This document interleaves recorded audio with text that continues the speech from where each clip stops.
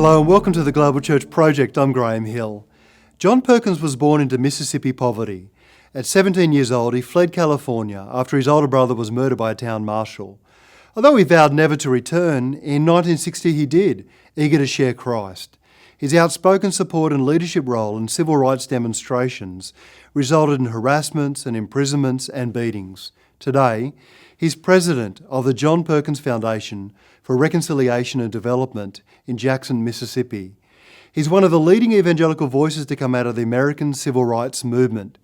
He's an internationally known author, speaker and teacher on issues of racial reconciliation and Christian community development. Dr. Perkins, welcome to the Global Church Project. It's good to be with you. Good to be here. Mm-hmm. Can you tell us something about your upbringing and your conversion and how that led you into the kind of ministry you're involved in to today?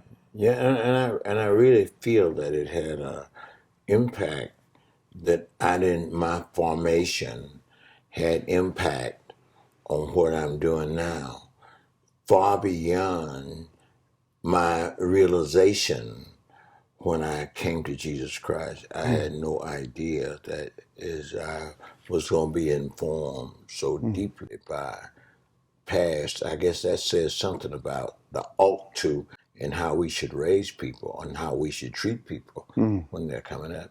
My mother died when I was 7 months old. We were sharecroppers, very poor, and of course I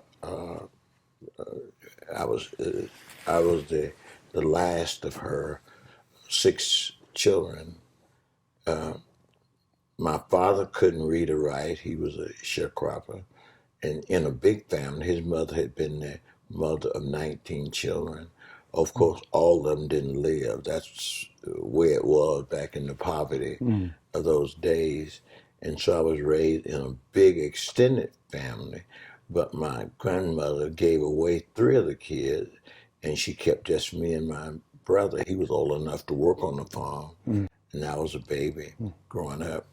There was nobody in my family had ever got probably more than a 7th to 8th grade education.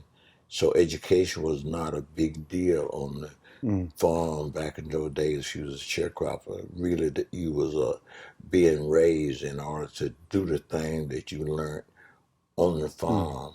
You know, that was a basic education. Although I went a few months, black people had about 5 months for going to school, and that would be in the winter because the rest of the time they had to be in the field doing the work. So I dropped out when I was somewhere between the 3rd and the 5th grade somewhere, and never went back to school.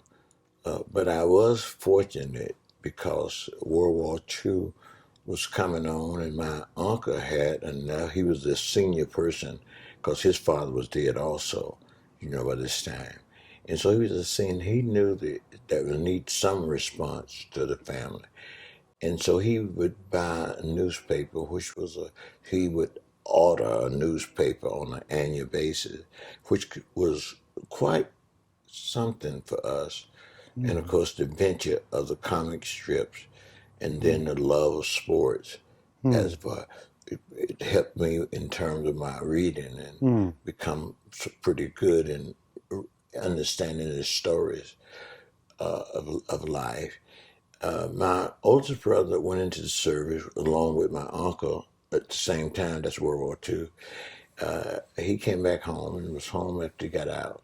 And there was a rising consciousness, and for the small town policeman, it was a rising consciousness that these boys have been away and saw another whole world in Germany and other places. And they came back and they had fought freshly for this country, and consciously or unconsciously. But the law enforcement realized, because they had cars, they got money when they came out of service, and they was difficult to control. Yeah. And so my brother was killed in the city, shot down the street, just like we're seeing here now with Ferguson and other places. Now this is probably a mile to where it was back there. But it wasn't nothing about it when one was killed. That was the end of that. You know, all white policemen, all white jurors, all white. And they were still operating under the old Constitution, the idea that the black man had no dignity, that the white man had to respect. So if he was killed, it had nothing, you know. It wasn't until 1966 in Mississippi, after the killing of Vernon Damon, that they ever convicted a white man in Mississippi of killing a black person, because that didn't work. So I grew up in that environment, and I grew up in that beginning of the Enlightenment, and then I grew up when Emmett Till, you know, I'm in California by now, but Emmett Till death in Mississippi raised the consciousness out of the box. And then a few months later, Rosa Parks in Alabama wouldn't give a white man, she's a mother figure, wouldn't give a white man a seat, and they're going to arrest her and take her to jail. Well, that all made national news. And you can see me being raised under that environment. But that's my brother was killed in about 46. I migrated, I went to California because they was afraid that same thing might happen to me. And so I grew up out there early days. We were not Christian. We was not the typical black religious people. You would think of a black person as an emotional, religious person, probably a Baptist or Pentecostal in the South. But we wasn't church people. You know, and so I didn't know much about structure religion. Of course, we'd go to the sanctified, or we'd call them the revivals, and night, look out the windows, and we went there for the entertainment and that type of thing. But when I got to California, you know, Korean War, I went into service, got a good job, and I was on the fast track because I had so much desire to be a business person. And I got all these great opportunities that you never thought to put my hard work behind. And of course, I always thought my hard work would substitute for my lack of education. But I also realized that I was learning on the job. And some people think that's what helps me in terms of my ability to communicate. I have to learn what I got to learn while I'm learning. You get the idea? Yeah. And of course, if it's relevant to the problem, you look smart. Yes. You look smart, Yeah. you see, in every way. Quick learner, they would tell you first. And so I can put him in this position where he can learn how to do it. And on the job I was working on at that time, there was mechanizing all work, you know, putting it in belts. That was a big deal after World War II. So you learn a lot of that from Henry Ford early on, building an automobile assembly line. And then, of course, that became the pattern, still the pattern. And so I worked myself up in the company, went to the service, came out with the idea. Fate has to do almost with it, you would call it, one's life and their development. You know, what jobs you get. And then, of course, in the back of it, what are your ambitions? See, I had worked in the early days when I was about 12 years old. I had worked the whole day in Mississippi for a white gentleman hauling hay, and I expected to get about a dollar and a half for that day's work. But at the end of that day, that man gave me 15 cents. And that's when I got in touch with two things, a lot of things.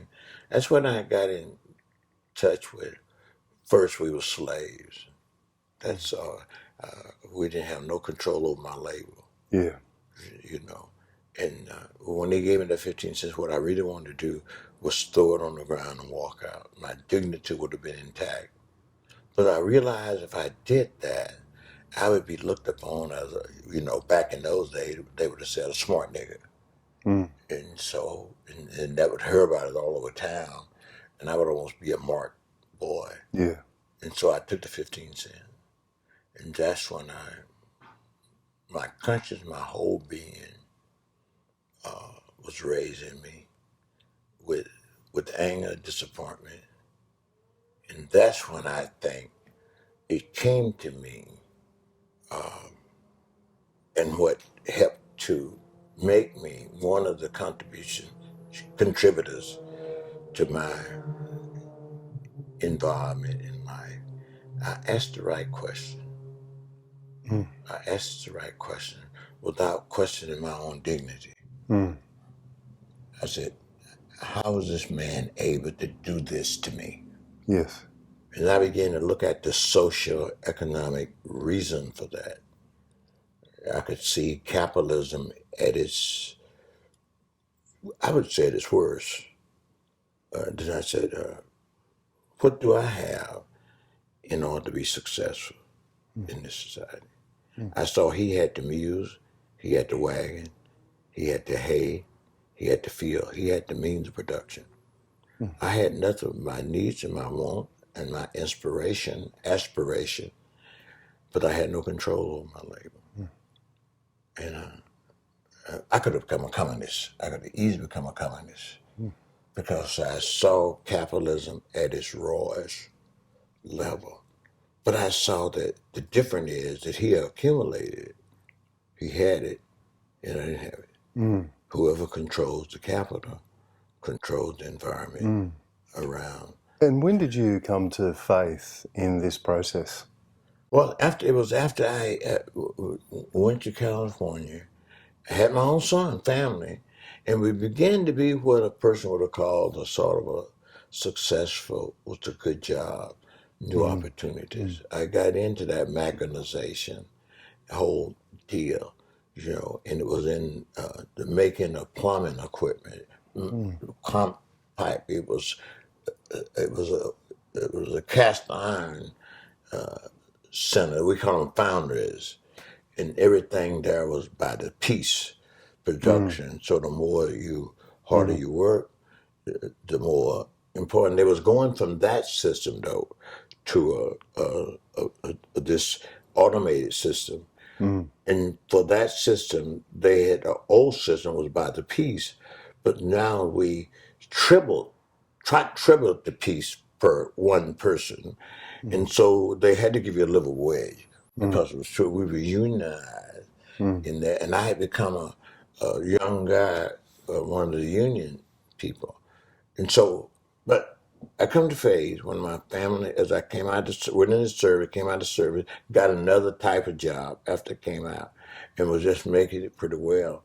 27 years old, and my oldest son, Spencer, which was about 3 or 4, went to a good news club where they was teaching children in the community, because the community was beginning to integrate. Mm. And one of the things was they wanted the bigger church, the church, wanted in the urban community in particular, wanted to integrate their children at least at that level to win them to Jesus Christ. The group was called Child Evangelism.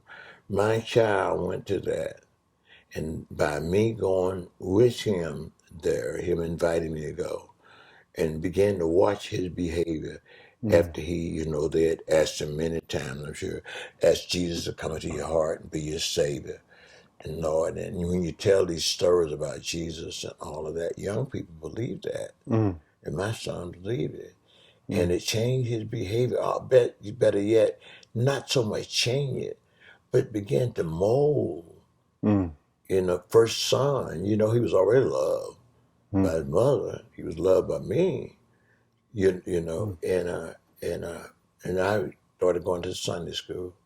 And it was in that Sunday school over about a 6 months period that it hit me that the Spirit of God took the Word of God and spoke to my heart. And it spoke to my deepest longing. That's what it is. It's good news because Mm. it speaks to your longing. Mm. I long for love. I didn't have it. In that big family, I didn't have it. I know my grandmother loved me, but she Mm. loved the other kids, and they're equal to me. And you Mm. don't feel that personal, Mm. redemptive love because I'm going to get a whipping sometime. The other one going to get a whipping, but it's my whipping that says, that she's discriminating against, and that kind of thing. And when I heard Paul's defense of the faith, I understood that later. He was defending the faith, and he was also defending in Christ there is neither Jew nor Gentile, bond nor free. This is my conversion. I'm not like most people discover the truth of reconciliation, discover the truth of what the gospel is supposed to do. Most people, white folks, still discovering that. Black folks haven't discovered it either. That there's a. So Paul said, I have been crucified with Christ.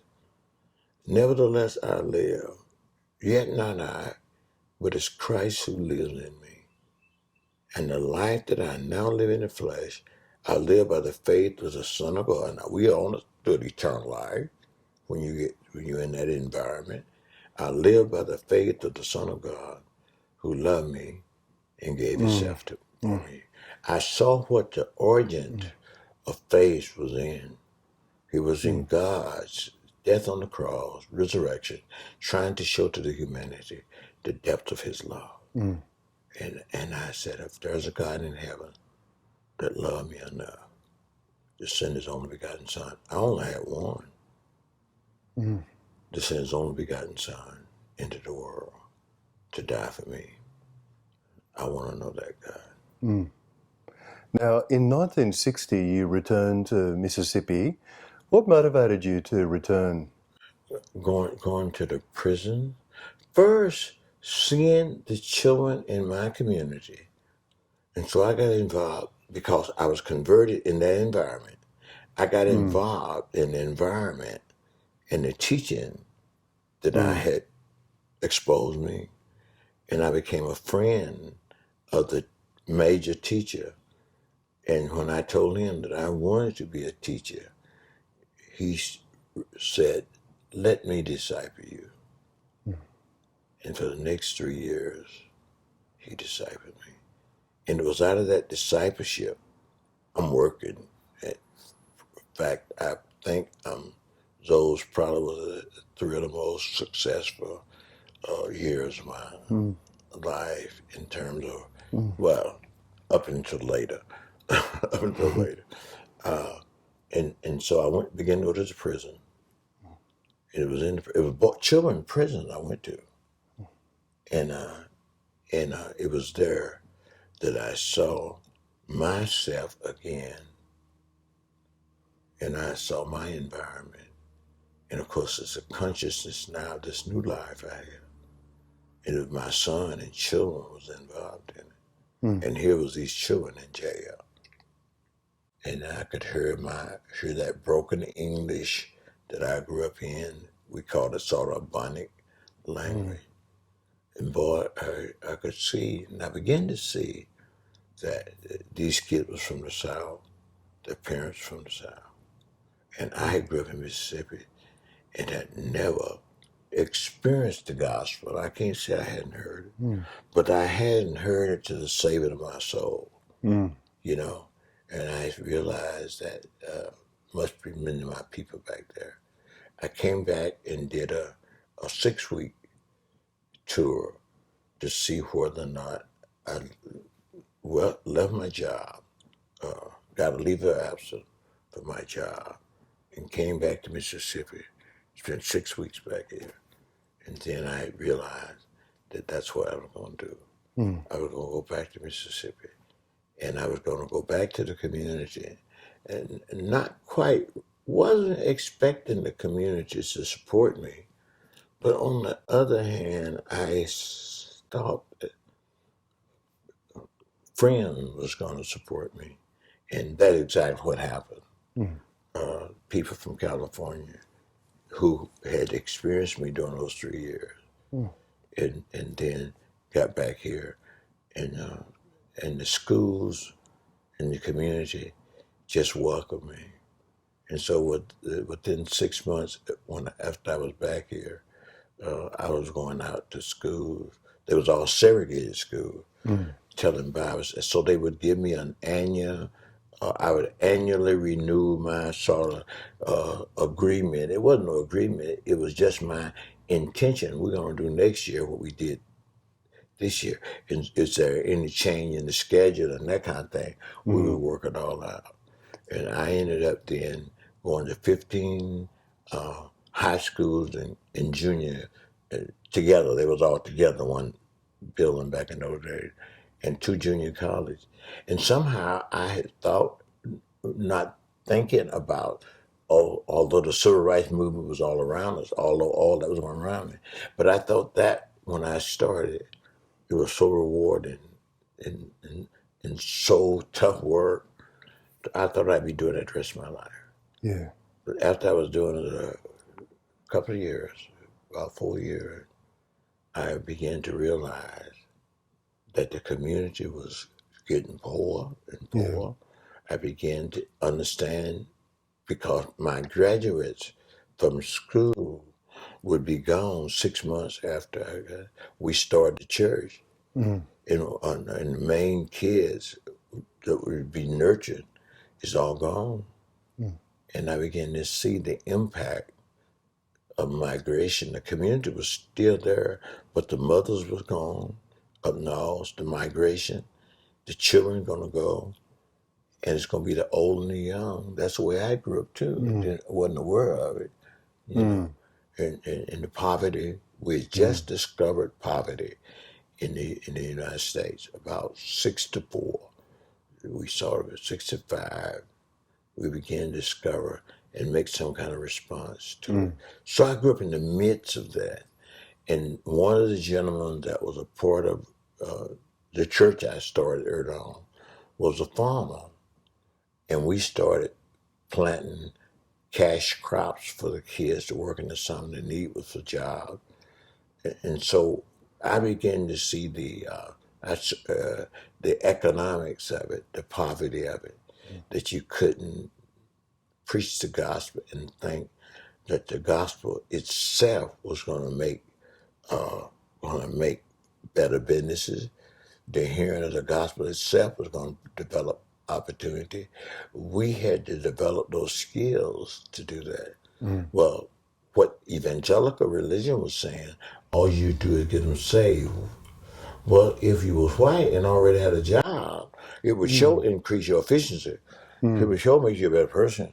You would stop throwing your money away, and your income would advance. But for black, they wanted him under that social economic condition. But they would talk about saving your soul. I remember they said it to me. God won't save soul. I said, I want my body and my spirit. I want all of it saved. Which means they were going to have control of my body and my mind. They didn't want me to go to school. They're going to kick us out of school. Get us out. If we try to go to school, they would put policemen, integrated school, they put policemen in it. And I saw the contradiction and the foolishness of that. Now, the key was, I never believed you could be a Christian and do that. So what I did was I made the assumption that there was something wrong with that Christianity. Now, and it's difficult for white folks because what they're going to do now is piecemeal it. They're going to discover a piece, and you're going to make that little piece the issue. We discovered the Holy Spirit. Now we have discovered reconciliation. Now we have discovered justice. It needs to be in the gospel. So let's put those pieces back in there like it wasn't in there from the beginning. That's what the gospel was. It was to take people out of slavery, take them even out of the land, into a new land and into the wilderness to give them a skill for development. Their development was making the tabernacle, clothing, refining that, all of that, and skills and development. And so I began to, and about the same time, Ron Sido and other people, John Stott and others, was championing with the idea of holistic gospel, redeeming, taking a whole gospel on a whole mission to the whole world. And I began to proclaim it. And I think I could proclaim it because I didn't believe that other trash from the beginning. I didn't get culturized into that inefficient gospel with holes in it. And so I believed it. And so you can preach a little better if you preach out of the emotion of your heart and the faith of your heart. You really believe something. You really believe something. And so I think it is realized that you got to preach it in love, which is hard to tame. They never tamed the prophet. You know, Amos didn't get tamed. He said, "I'm not here preaching for money. I'm a sycamore tree. And I'm a farmer. I'm a cattleman. I'm not preaching for money." But he said, "Let justice roll down like water." Now, And this righteousness. stance for you led to harassments and beatings and imprisonments, and yet you continue to respond with love and compassion. Can you tell us something about that? No, there was, yes, because the first person who came of the civil rights movement in about '64. They couldn't find a place because the blacks, most of them, was afraid to let a white live in their house because they would know he was a civil rights worker. And it was against the law. Yeah. It was against the law. It was against the law for me to let a black live in my house. But he was there. He's from Connecticut, I think. And my kids he played with my kids and all that kind of stuff. And, uh, and of course, that put us right in the middle of the civil rights movement. We wanted to register. We wanted to vote. We wanted to see voting for us, for me, was not just electing the least of the evil people out there. Voting for me was saying that we was human because our Constitution said one person, one vote. So it was more than a vote. It made us human. It made us, and the movement people got that. The press didn't get that. The press didn't get that. It went over their head. Yeah, maybe the intelligent press got it with Thurgood Marshall and those guys using the Constitution and seeing that your statement, your affirmative statement, we hold these truths to be self-evident, that all people are created equal. And those truths in the Constitution, they stood on. But the masses didn't know that. People said, but people riding and that kind of thing. That was an opportunity to do something about that poverty. It had very little to do with their intellectual understanding of freedom. You understand? It was a response to historical behavior and brutality and the oppression that they had watched their mothers and fathers go through. And that's why they had escaped to California. It was a consciousness, and riots are consciousness because it's spontaneously. And you hear about it then. No intellectual thought. People think that people ought to give some intellectual thought. And a riot is spontaneously. You're in life. It's my chance to get something. And of course, our chance is consumerism. That already saturated our mind with the media. And this provides an opportunity without any religious formation in society. And they think we are. I got that as a child. And when I was first came to Mississippi, they expect, you asked me a question here, they expected me to respond one way. And that was amazing. I think amazed people was that when I was in the jail being beaten, that's when I made the discovery. Again, a refreshed discovery. This was a refreshing discovery. This is when I came face to face with both the Constitution, the Bible, and my own reality. I saw what happened to me then. I saw those white people look like to me. They were little green. Really, they were little green grasshoppers. they looked a little bit like little green frogs. Mm. And I saw the hatred.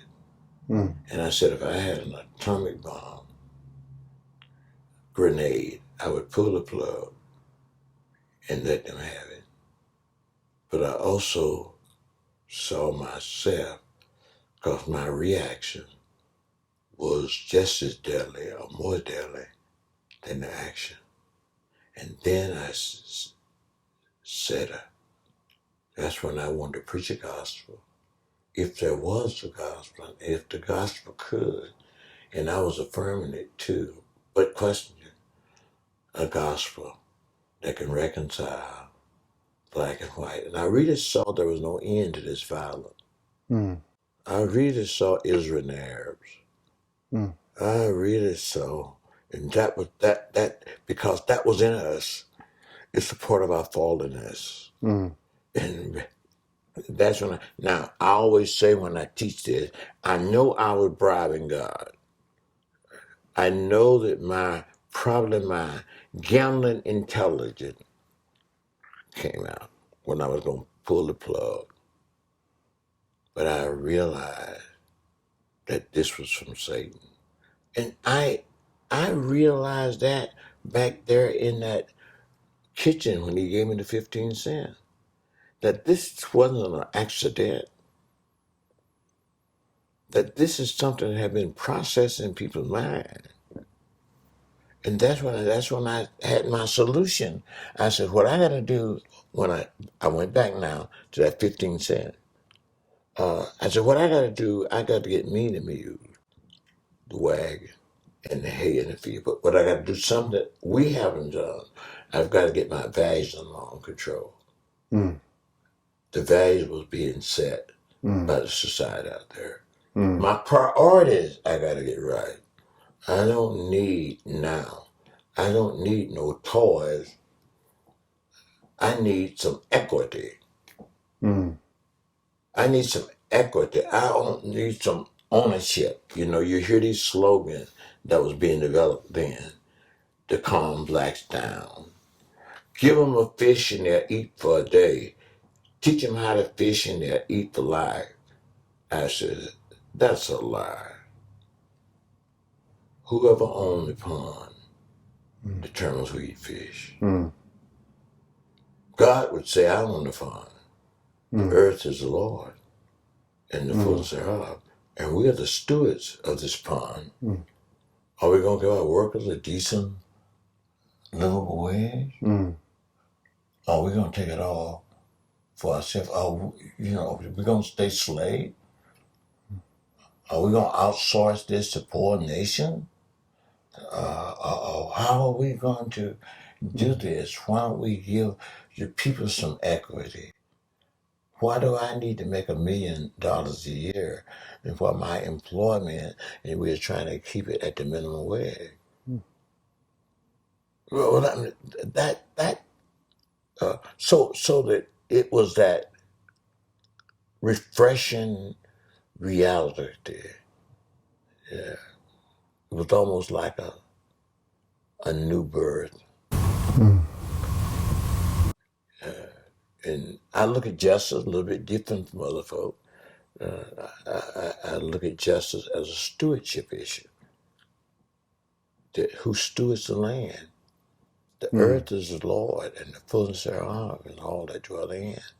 Biblical, Jesus didn't make mistakes in his teaching. That's why I believe that he was the Son of God. Because his teaching is affirmation to the Old Testament teaching.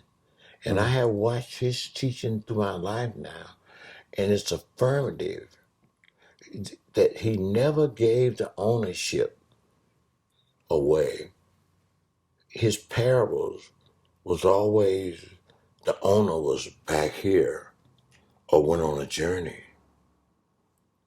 And when he gave them 5 talents, and what did they do with that? The only time that he called somebody a fool was this steward that says, I made plenty of money, my land brought forth plentiful. That was important. Mm. The water came and the rain came and he was plentiful. He was an absolute little fool, but the way he stood it, he said, I'll build me bigger barn, and I will say to my soul, be satisfied. He should have took it to the market. He should have took it to the market.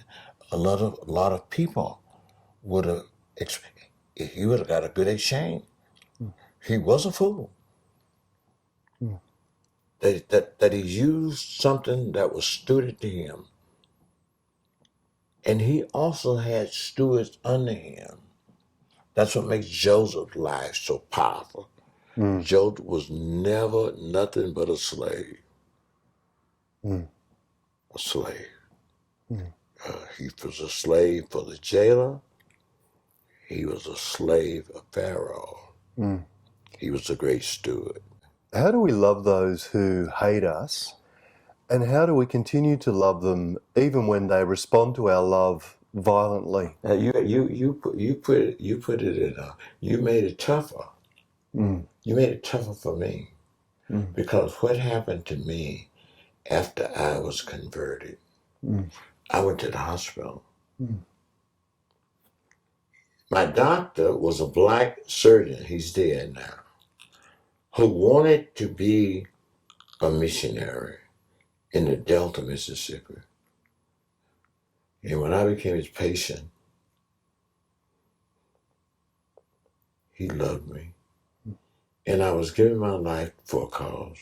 The white girl who was my doctor, my first doctor, who said I had to be operated on, primary care, she had wanted to be a nun, but she had decided out of her faith that she would be a doctor, she could do more. And she had come to the Delta during the Civil Rights Movement. And she saw me as, and so there was an Australian, I told that, a doctor intern was there at the stay of the year, there at the clinic that I was operating on, that was my primary care.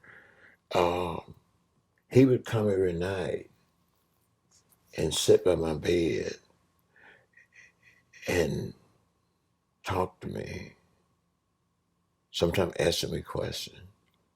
He knew I was in the jail in the hospital because of my activities. And it would be in the news. I didn't hear. My wife wouldn't let our children listen to the news because the way they were going to shape it was going to make their daddy a violent man almost. Yeah. But it was a policeman when I came to Jackson, still struggling. It wasn't instantaneously. I looked over there and saw white folks and I left them. Yes. It took me 6 or 7 months. Yeah. And it took them loving me.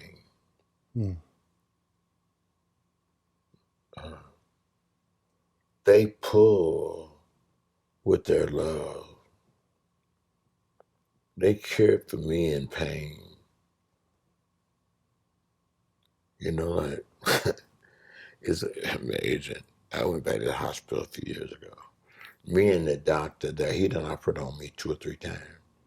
We done developed this great relationship. And his progress has been made. And from the time I've been going to the hospital, of pain management. I always tease doctors that they don't know how to manage pain. Dentists have learned how to manage pain. I always say that all the time. Y'all don't manage pain. And they put now on you this pain management kit. Yeah. Right? And he said to me, he's my friend. He said, here, you got this button. He said, whenever you hurt, match the button. Then you manage your own pain. And he said, I said, but suppose I get too much of this, I'm too smart, see. Suppose I take too much of this stuff. He said, it won't do that. It will resist.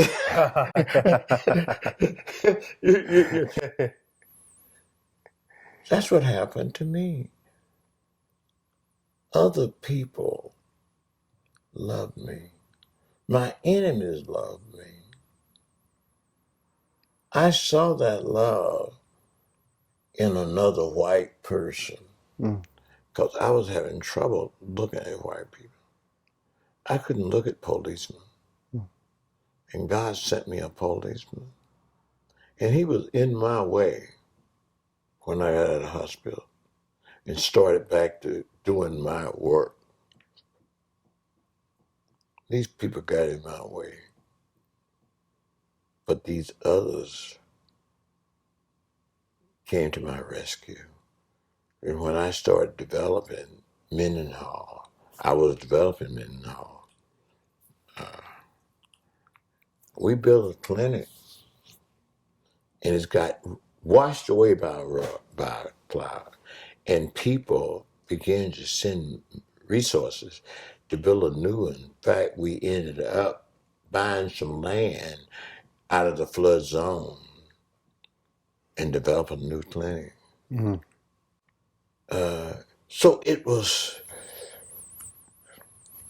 once St. Francis thoughts came to me, man. You don't seek to be loved, you love. Because it's in giving we're going to receive. It's in dying we're born to eternal life. And suffering undeserved can be vicarious, which means that other people can enter into your suffering, could enter into the joy of suffering. And so that's why Paul could say things like, it's not only given that you should believe on Jesus Christ, but you should also suffer for him.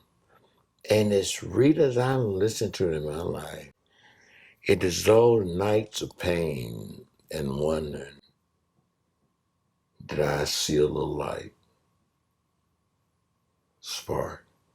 And what I see sparking now is, for the first time, we're giving value to diversity in my nation. In my nation. Look at my football team. We can't take, Mississippi is the poorest state in the United States. And people would say, we got some good institutions, people would say that Mississippi State ought to be a weak school. Ole Miss ought to be a weak school, given the history of their racing policy. But they can't get those black people off the team. Both of those two teams in one state was in the top 10 for a while this coming year. They're giving value. And what I'm trying to do at the end of my life, I'm trying to look at how can I give these 2 or 3, 1 or 2 years to this multi-intentional, multi-facet church. You said, what about the other one? Some of the big ones now that are so rich because of the land base and the population that they can't do the kind of reconciliation, multicultural. They're the ones who want me to come and talk to their people. And I'm telling them what they need to do is plant churches. They got the resource base. And you know what happened? In my country now, there's the most fervent planting of multiracial churches that probably ever been, I can say. And it might be, well, I'm talking about my country. Let me hold it to my country. And so I'm busy. I could be somewhere. I was Chicago yesterday. I'm here with you today. Tonight, this afternoon, I'm going to California. From California, I'm going to a huge youth program annually. There's going to be thousands of young people there. Then I'm back to Chicago to do the same thing. And it's this moment, and it's so joyful for me to long. And I asked God when I was beaten, Lord, help me preach a gospel that is stronger than my black interests. Help me preach a gospel that can reconcile people to God and each other. And then to be able to live to see that happen. Talking to you here, you from Australia. When you look at what's happening, say, in Baltimore or Ferguson at the moment, do you think that's because there are still structures of racism and inequality that need to be dealt with in America Oh, today? no doubt. No doubt. And there's that blind, we call it here, we done define it pretty good, the underclass. We have some people is calling it to those people a little bit outside. But we have a seeing media today, a seeing media. And seeing what the reason we're dealing with it, like we're dealing with it, is because these cameras in life. And so we're only seeing what's been going on. And possible we're not seeing the depths of it because you do have white and black policemen. And I was talking to a black policeman. I said, we are a culture of that. And when you guys come on, 2 or 3, you watch how your other people do it, and you do the same thing. And so it's a culture there. And that's what we are talking about here. We're talking about, and we got to get to the root of it. We got to get to the root of the formation of that culture. Tell you the truth, what we got to do is to form the culture that Peter was talking about, that royal priesthood, that chosen generation, that different people. And Jesus said they will know we are Christians because of the love we have one for another. I'm seeing a little light in there. I heard conversation. It's not, I call it the Elijah's little cloud that's about the size of a hand. So he run to the king and said, get out of the weather. Let's get out of the weather. The rain is coming. Now, of course, that's my hope. Of course, being 85, you hope it deeply because you have longed for it. And so that little hand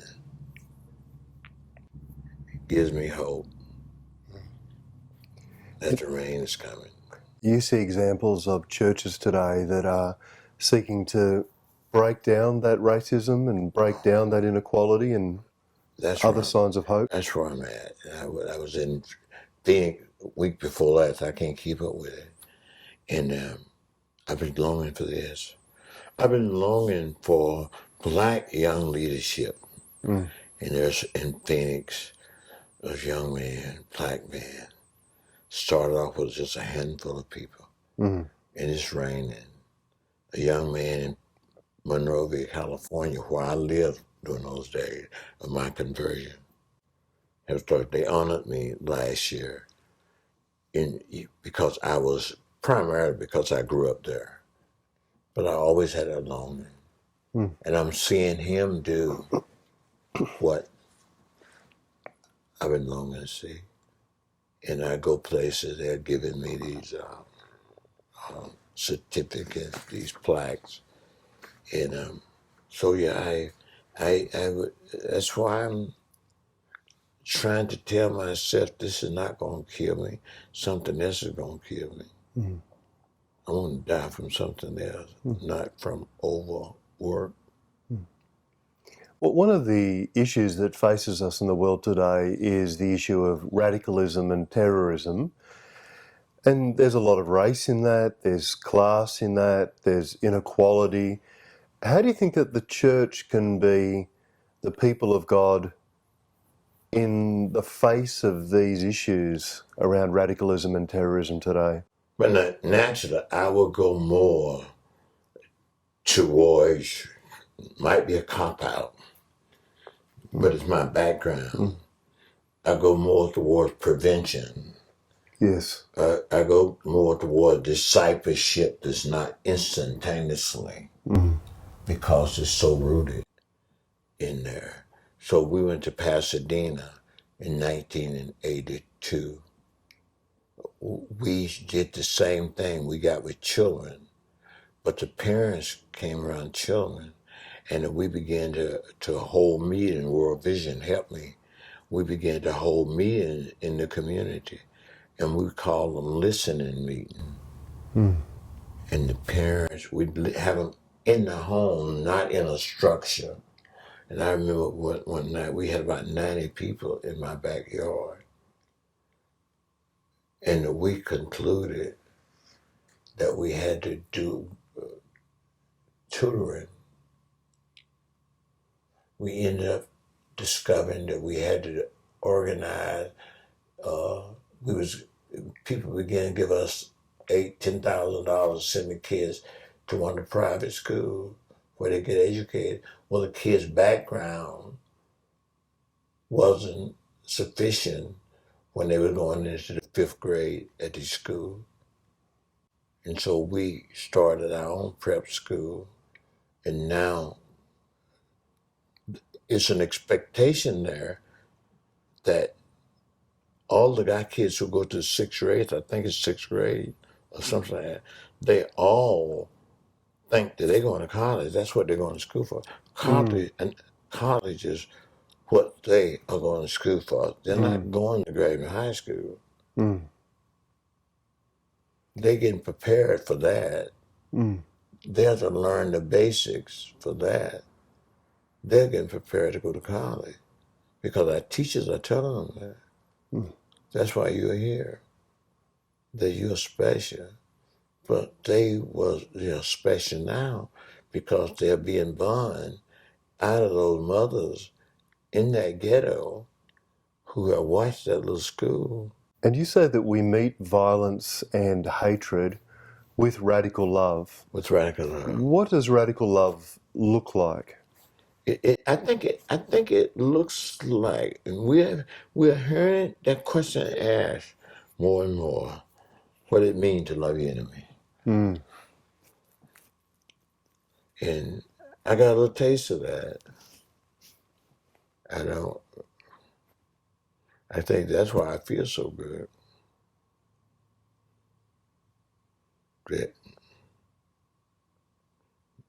And that's why I want others to feel so good, because that's what God calls us to join in his redemptive work.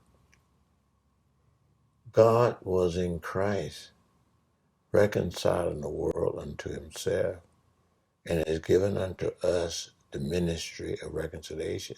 Then he said, you are my ambassadors. That's a pretty heavy position. That we can be a worker together with God.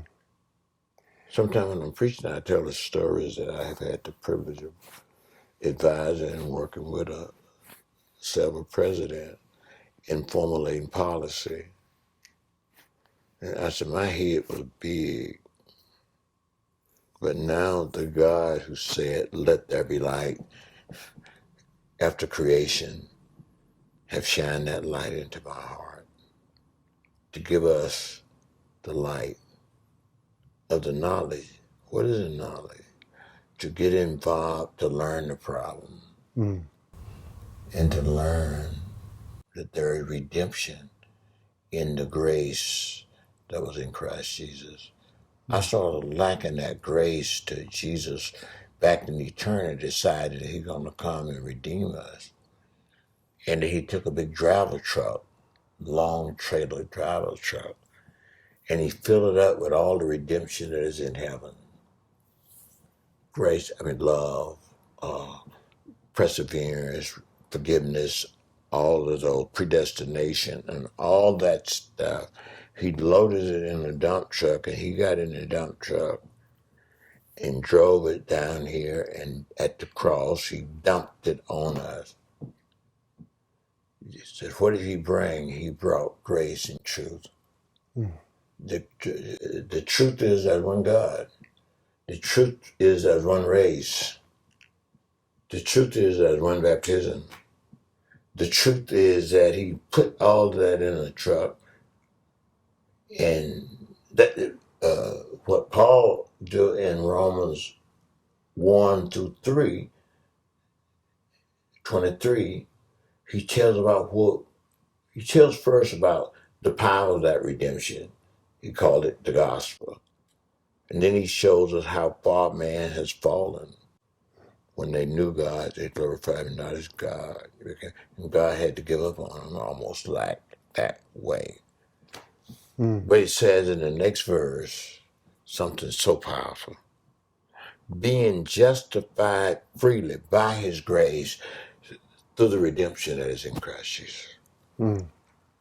My grace is sufficient for you. My strength is made better in the times of need. I know that that's the answer to your question, but I have not given you the operation vehicle.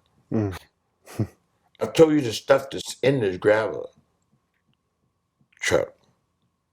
I've told you about the gravel truck, but we haven't worked that out yet.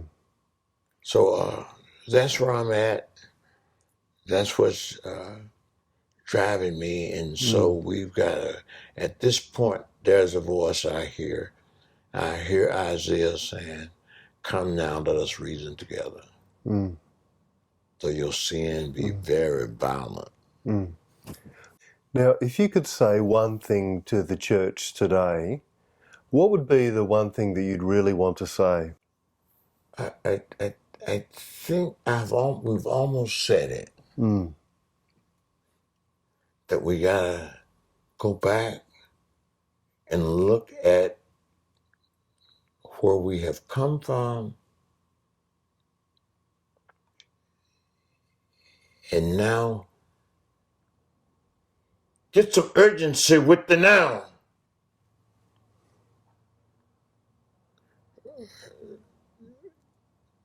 I'm going to say that at Second Presbyterian Church in Memphis in just a few weeks. They have did help for so many churches, not their same church, and but got some programs that's organized, not just scattering their money. They're putting the people with the money and encouraging. They're going to have their 51 ministries together. I'm going to say, we got to do something now. We got the stewardship. We got some money. The problem is commitment and urgency. Oh, yes, I need from all. Don't be a fool. Don't be a fool. What we did here Christmas in this town, two organizations, I'm not going to call their name because I like them both, sucked up all the money to feed homeless people and think they've done something. And the line is longer. They're putting the money in the wrong end of the line. I'm not saying, you think I'm telling them to not feed the homeless? You think I'm telling them? I'm not saying that. But they don't have the urgency where the problem is at. And what they're doing is accommodating that. That's what the prisons are doing. Recidivism in this country, those who go in and go on back, they are increasing the population. So you've got to deal with the root problems and not just the surface issues. That's right. Yeah. That's right. And it's not just this or that. It's this and that together. That's the way people get missions. I get it all the time. They're going to stop doing this. We're going to do this new issue. The gay issue, we got to stop. The homosexual issue, we got to stop. Abortion issue, of course we should be working on those. Of course we should be working on that. What's causing this? What's the seed of the problem? I have a friend. He's a very rich guy. We're buddies and friends. He's one of the first guys that tries to get at the fronting, and I sort of like world vision in the past when I got on it, because at least one thing, it used to be that whatever happened in the world, I would listen to the news, who's there? Will really be there. This is a disaster. We need somebody now. We got to dig these people out of Kathmandu. And I'm glad to hear that too. I'm glad to hear they're raising offerings, marching them around to get resources to send to Kathmandu. I like it. Now we need to see the seriousness of our urban problem. What's causing this, and what's causing young folks to join these radical movements? I think it has something to do with the history of those nations in their lifetime. And it's got something probably to do with how we behave with Israel and how we have dealt so unevenly with the Palestine Arab. I'm not putting no Jewish down. I'm not anti-Semitism, but I'm sort of pro-human. I'm a little bit pro-human. When I see them shoot down an old lady putting her clothes on a clothesline, and we don't get excited about it. An old Arab lady. I'd do the same thing if it was a Jewish child, a Jewish old mother out there. But we got shelters for them. Underground shelters. I've been there. But that old Jewish lady, that old Arab lady out in the desert, washing her clothes. Who gonna stand for her? And I think it's looking at that. I think my brother was killed in the streets. He and his girlfriend together in the streets. The only people who know about that is because I wrote a book. It has no meaning. So what is the answer to that? Is to they were going to the back of that, to set in a segregated area. What's the answer to that? If they was human, they could sit with the humans. Wouldn't have been no big line out there. This was a segregated line. But I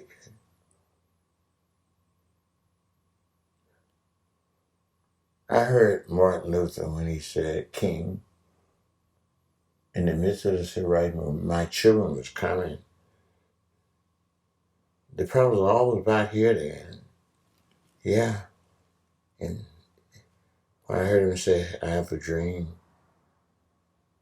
that my 4 little children will one day live in a nation where they will not be judged by the color of their skin, but by the content of their character. My son, Spencer, who this place is named after, died and left 3 kids.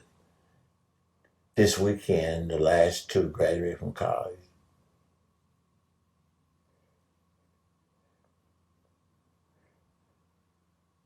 I don't believe we've lived in vain. I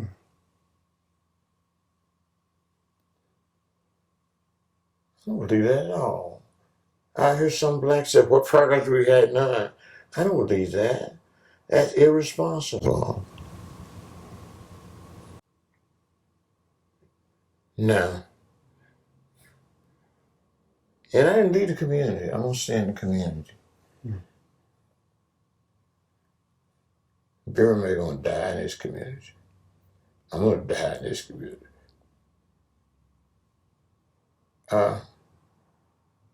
We made some progress. I think what we're saying now, can we get some urgency now? If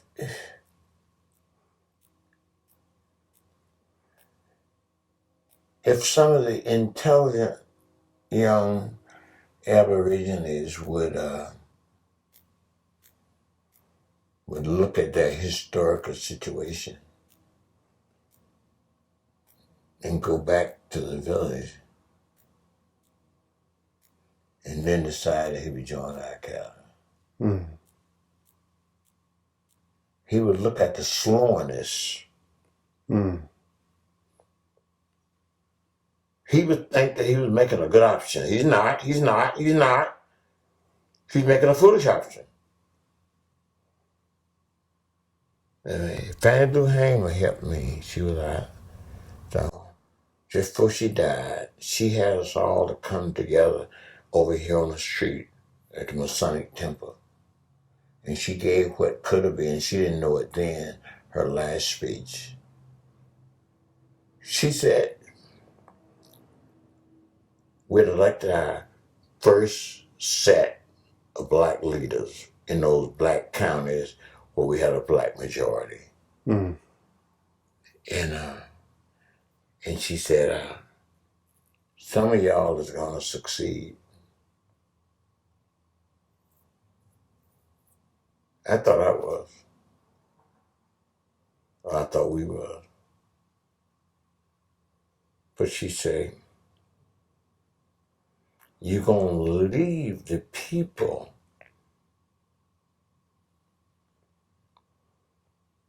who brought you your success because we was out for the poor. And all of us have identified before. But she was telling us. She was trying to get us to make a commitment to not be lifted out of the community, but to bring that success. She wasn't telling us not to be successful. That's what she was telling us. But what we're going to do for the people who made us successful. Yes. So what would that look like, you would say? It would look like giving your life to it.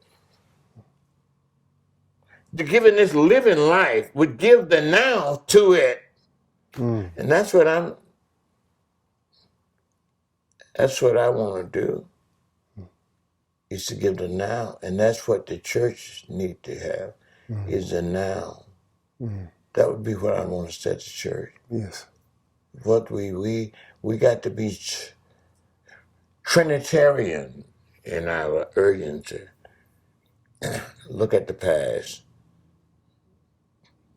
Look at the present. Look at what was, what is, and what is to come. Yes. And what is to come is what we make out of the now. We are breathing. We're alive. I think that's what I want. Yes. I mean, I think that's what my passion is at. Yes.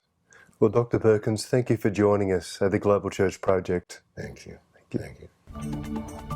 The Global Church Project is located at www.theglobalchurchproject.com. On our website, you'll find a wide range of interviews and resources for colleges, universities, and churches. I look forward to your company next time. From me, goodbye.